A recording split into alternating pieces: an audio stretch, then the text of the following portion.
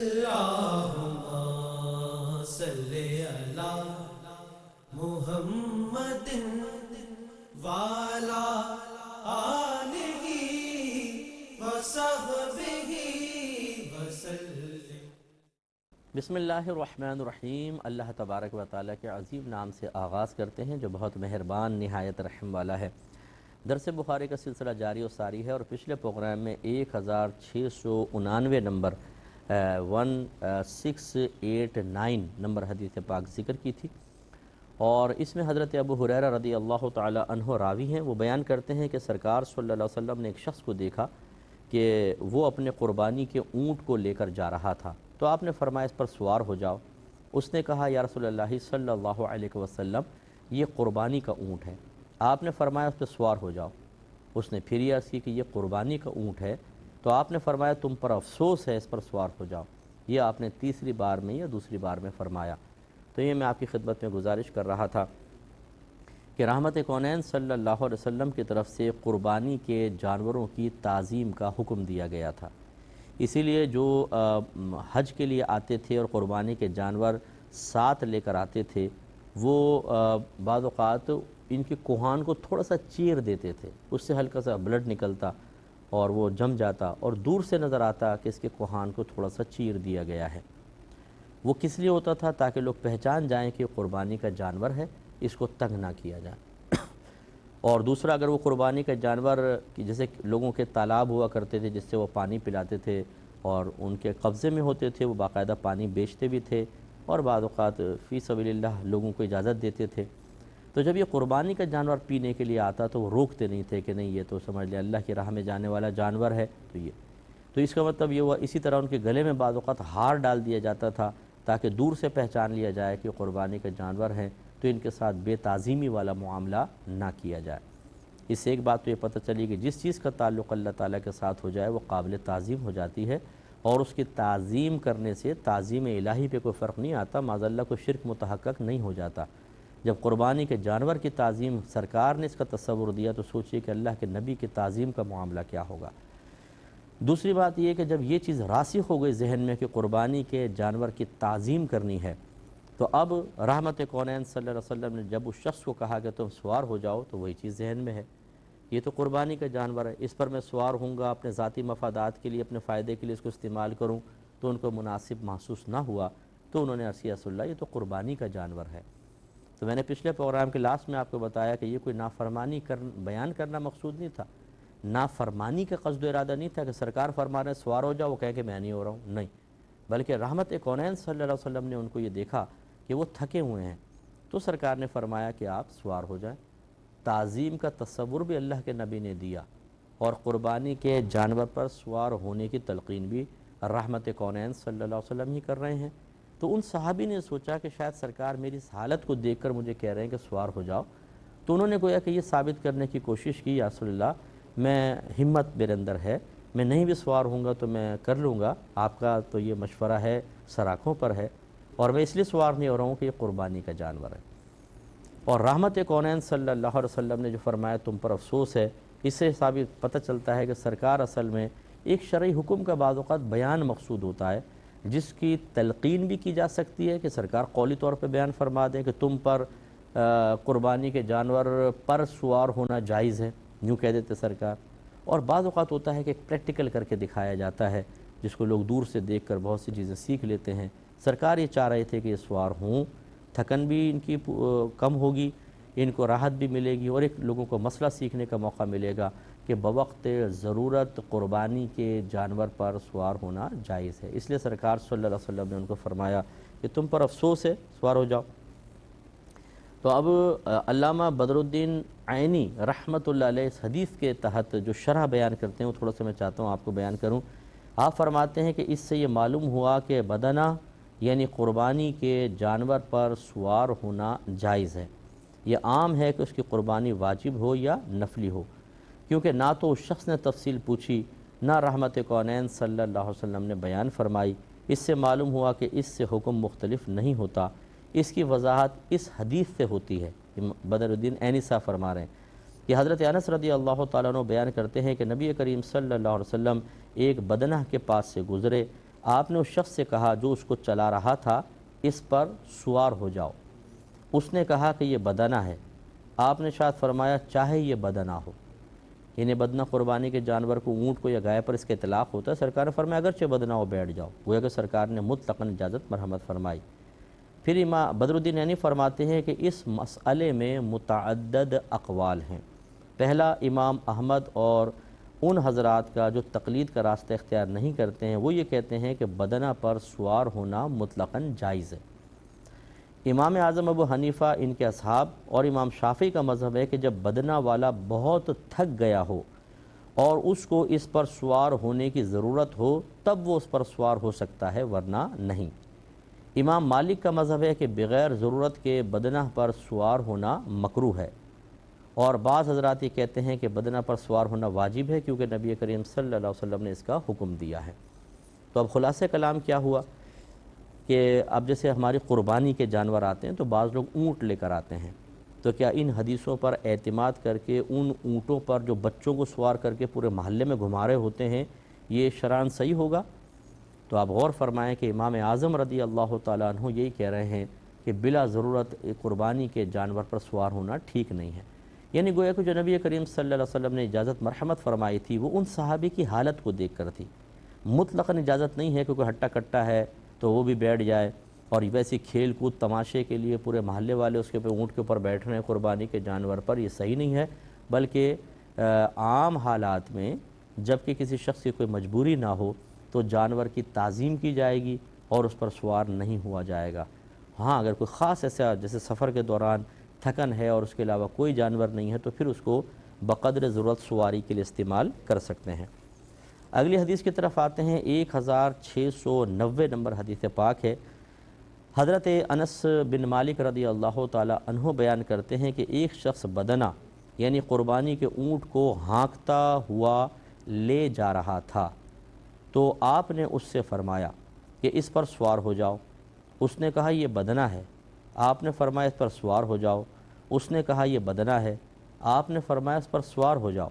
3 بار آپ نے یہی فرمایا۔ تو اس کا مطلب ہے دیکھیں کہ انس بن مالک رضی اللہ تعالی عنہ بھی یہی تلقین کر رہے ہیں، جیسے رحمت قرآن سے سیکھا ویسے آگے بیان کر رہے ہیں۔ تفصیل وہی ہے جو میں نے آپ کی خدمت میں ذکر کی۔ اگلے باب کی طرف آتے ہیں۔ باب من ساق البدن معہ، جس شخص نے اپنے ساتھ بدن یعنی قربانی کے اونٹوں کو ہانکا۔ تو پہلے دور میں ایسی ہوتا تھا کہ لوگ سفر کرتے تو بہت سے قربانی کے جانور اپنے ساتھ ہی لے کر چلا کرتے تھے، اور یہ زیادہ مشقت کا باعث تھا، ان کا کھانے کا انتظام، پینے کا انتظام، اور پھر ان کی دیکھ بھال۔ اور بعض ایسے ہوتے تھے جو ساتھ لے کے نہیں چلتے تھے بلکہ وہ مینا پہنچ کر وہاں جو مارکیٹس وغیرہ ہوتی تھی وہاں سے پرچیز کر کے پھر قربانی کیا کرتے تھے۔ تو اس میں ہے کہ باب من ساق البدن معہ، اس شخص کا باب جس نے اپنے ساتھ قربانی کے اونٹوں کو ہانکا۔ 1691 نمبر حدیث پاک ہے۔ حضرت عبداللہ بن عمر رضی اللہ تعالی عنہما اس کے راوی ہیں۔ وہ بیان کرتے ہیں کہ رسول اللہ صلی اللہ علیہ وسلم نے حجۃ الوداع میں تمتع کیا، یعنی تمتع سے مراد حج تمتع کیا نہیں ہے بلکہ مراد کیا ہے، یعنی عمرے کو حج کے ساتھ ملایا اور ہدیہ ساتھ لے لی، یعنی قربانی کا جانور۔ آپ ذوالحلیفہ سے اپنے ساتھ ہدیے کو لے چلے اور رسول اللہ صلی اللہ علیہ وسلم نے ابتدا کی، پس آپ نے عمرے کا احرام باندھا، پھر حج کا احرام باندھا۔ مراد یہ کہ پہلے عمرے کی نیت اور متصلی حج کی نیت کی۔ لوگوں نے بھی آپ کے ساتھ تمتع کیا، یعنی عمرہ کر کے حج کا احرام باندھا۔ پس لوگوں میں سے بعض وہ تھے جو ہدیے یعنی قربانی ساتھ لے کر چلے تھے، چنانچہ انہوں نے ہدیے روانہ کی، اور بعض ان میں سے وہ تھے جو ہدیے لے کر نہیں چلے تھے۔ پس جب نبی کریم صلی اللہ علیہ وسلم مکہ پہنچے تو آپ نے لوگوں سے فرمایا، تم میں سے جس نے قربانی کا جانور آگے روانہ کیا ہے اس پر جو چیزیں حرام تھیں وہ اس پر اس وقت تک حلال نہ ہوں گی حتیٰ کہ وہ حج ادا کر لے۔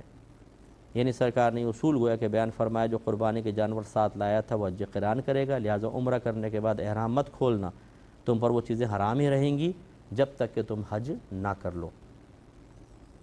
اور فرمایا کہ اور تم میں سے جس نے ہدیہ روانہ نہیں کی ہے وہ بیت اللہ کا اور صفا اور مروہ کا طواف کرے۔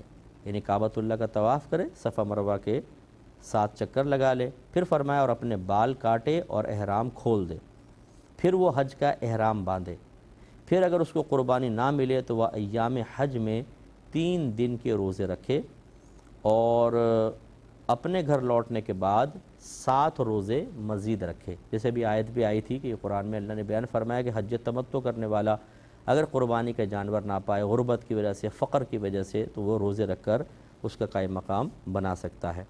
تو سرکار نے ارشاد فرمایا کہ تم میں سے جس نے ہدیے روانہ نہیں کی، قربانی کے جانور ساتھ لے کر نہیں آیا، وہ بیت اللہ کا اور صفا اور مروہ کا طواف کرے اور اپنے بال کاٹے اور احرام کھول دے، پھر وہ حج کا احرام باندھے، پھر اگر اس کو قربانی نہ ملے، یعنی غربت ہے، تنگ دستی ہے، تو وہ ایام حج میں 3 دن کے روزے رکھے اور اپنے گھر لوٹنے کے بعد 7 روزے مزید رکھے۔ بس جب آپ مکے میں آئے تو آپ نے طواف کیا اور سب سے پہلے حجر اسود کی تعظیم کی۔ اب حجر اسود کیا ہے؟ ایک پتھر ہے، خدا تو نہیں ہے نا، غیر خدا ہے، غیر اللہ ہے، اور نبی کریم صلی اللہ علیہ وسلم اس کی تعظیم فرما رہے ہیں۔ اس کا مطلب ہے کہ غیر اللہ کی مطلقاً تعظیم کوئی کفر یا شرک میں داخل نہیں ہوتی۔ ہاں، اس طرح کی تعظیم جو اللہ کی شان کے ہی لائق ہے، ویسی تعظیم اگر مخلوق کی جائے تو پھر اس پہ کوئی سخت حکم لگ سکتا ہے، باقی مطلقاً تعظیم منع نہیں۔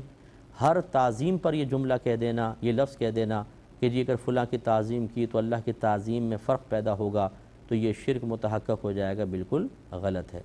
حتیٰ کہ حالت نماز میں بھی نبی کریم صلی اللہ علیہ وسلم کی تعظیم کی جائے تو اس سے تعظیم باری تعالیٰ میں کوئی فرق نہیں آئے گا اور کوئی شرک کا تصور پیدا نہیں ہوگا۔ کتاب الصلح میں انشاءاللہ آئے گی، میں تفصیلی کلام کروں گا۔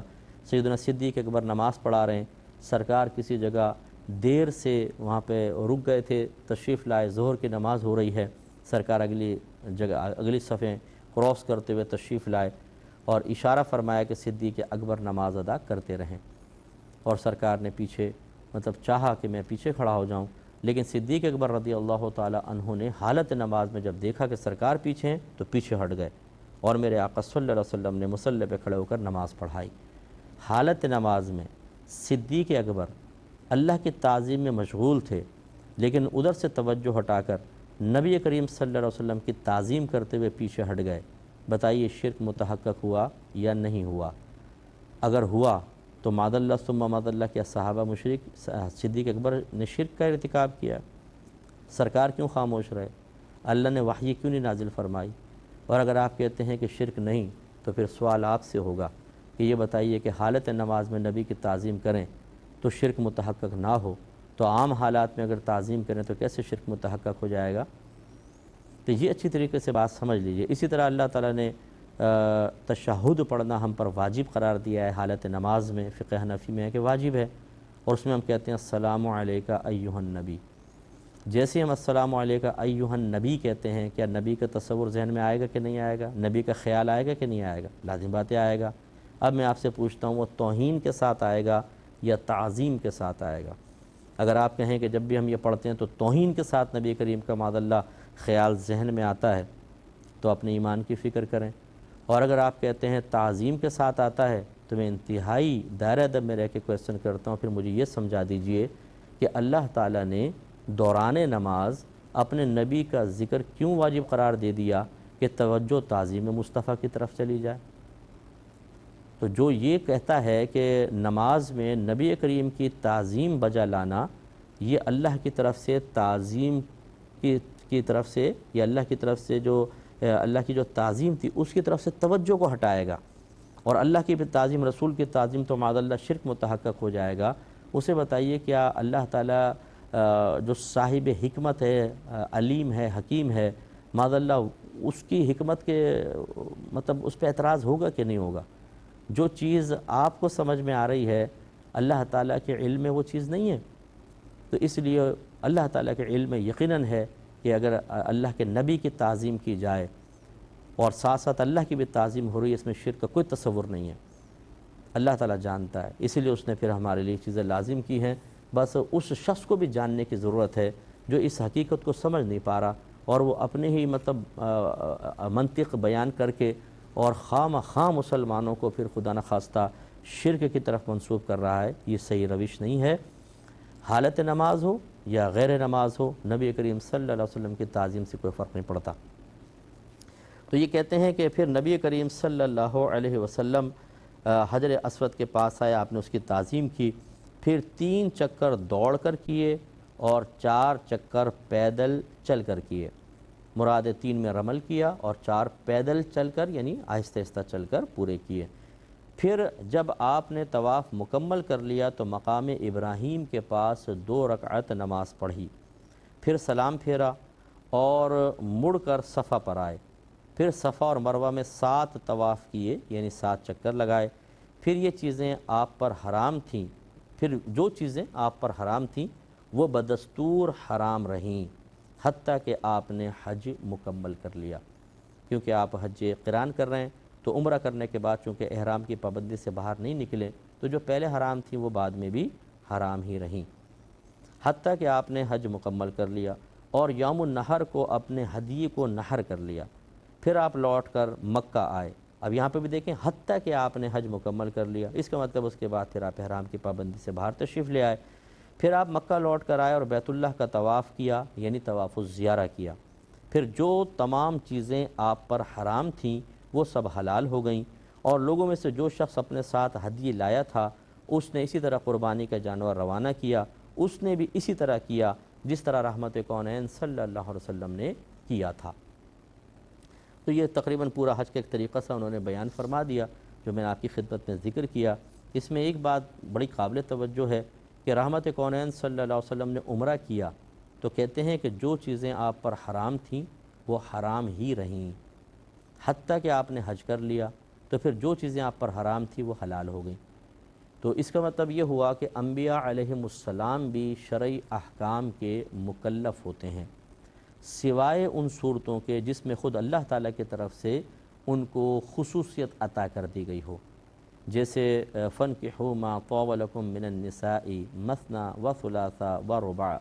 اللہ تعالیٰ فرماتا ہے جو عورتیں تمہیں پسند آئیں تم ان سے نکاح کر سکتے ہو، 2 سے، 3 سے، 4 سے۔ صریح حکم ہے کہ 4 لمٹ بیان کر دی ہے، لیکن نبی کریم صلی اللہ علیہ وسلم نے ایک ہی وقت میں 4 سے زیادہ ازواج رکھی ہیں۔ اب جو یہ قاعدہ ہے کہ انبیاء علیہ السلام بھی شرعی احکام کے مکلف ہوتے ہیں تو رحمت کونین صلی اللہ علیہ وسلم پر بھی اس حکم کی پیروی لازم تھی، لیکن جب آپ نے زیادہ شادیاں کیں تو اس سے ثابت ہوا کہ یہ آپ کا خاصہ ہے، اللہ تعالیٰ نے آپ کو اس خصوصیت سے نوازا ہے کہ یہ حکم تمام امتیوں کے لیے باقی رکھا گیا، ان کے لیے ہی رکھا گیا اور نبی کریم کو اس سے استثناء دیا گیا۔ تو خلاصہ کلام یہ ہے کہ اگر نبی کسی اللہ تعالیٰ کے بیان کردہ صریح حکم کے خلاف جاتا ہے تو یہ اس کی خصوصیت ہوتی ہے، سمجھ لیں، کیونکہ انبیاء علیہ السلام معصوم ہوتے ہیں، وہ گناہ یا خطا تو کریں گے نہیں، تو وہ خصوصیت ہے۔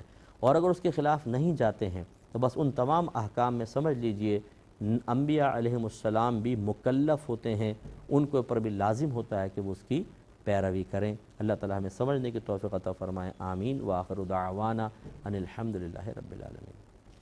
اللہم صلی علی محمد وعلی آلہ وصحبہ وسلم۔ اللہم صلی علی محمد وعلی آلہ وصحبہ وسلم۔ اللہم صلی علی محمد وعلی آلہ وصحبہ وسلم۔ اللہم صلی علی محمد وعلی